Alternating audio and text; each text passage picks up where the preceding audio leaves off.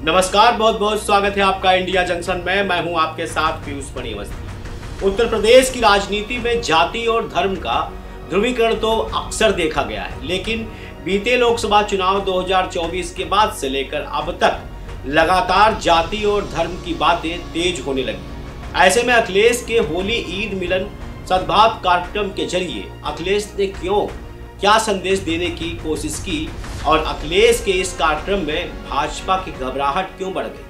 देखिए India junction की इस रिपोर्ट में घबराहट में भाजपा।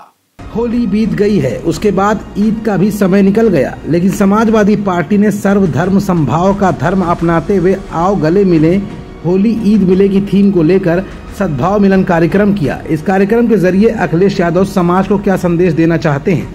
अखिलेश यादव हिंदू, मुस्लिम, सिख, ईसाई को लेकर क्या अब एक नया बड़ा फैक्टर तैयार कर रहे हैं और उनके पिछड़ा, दलित और अल्पसंख्यक फार्मूले में अब एक नया फैक्टर क्यों तैयार किया गया और इस फैक्टर को लेकर भाजपा की नींदें क्यों उड़ रही हैं?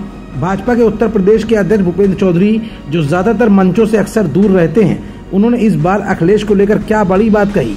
कहीं ऐसा तो नहीं कि प्रदेश अध्यक्ष भूपेंद्र चौधरी कैबिनेट में विस्तार की संभावनाओं के बीच मंत्री पद की रिहर्सल करते दिख रहे हों?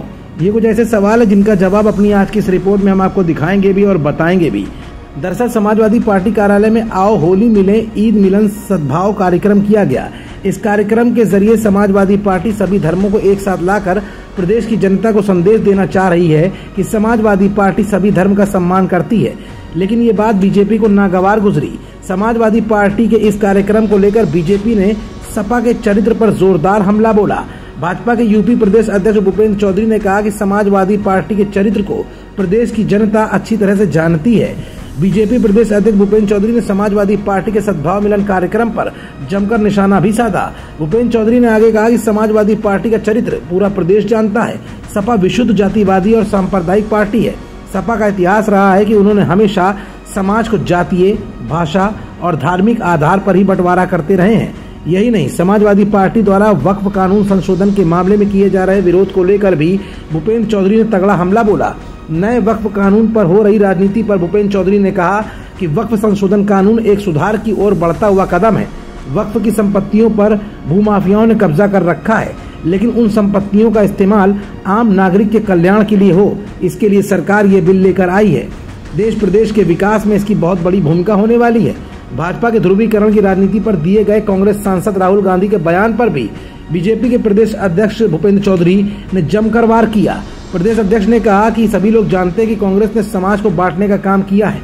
कांग्रेस ने समाज को बांटकर देश को कमजोर करने की कोशिश की है। इसलिए कांग्रेस सांसद ऐसे बयान दे रहे हैं कि हमने दलितों, अल्पसंख्यकों और पिछड़ों को बांटा है। इसी के आधार पर वो राजनीति भी करते हैं। मतलब साफ है कि आम जनता से दूर रहने वाले प्रदेश अध्यक्ष भूपेंद्र चौधरी का ये बयान कई मायनों में बड़ा संदेश दे रहा है।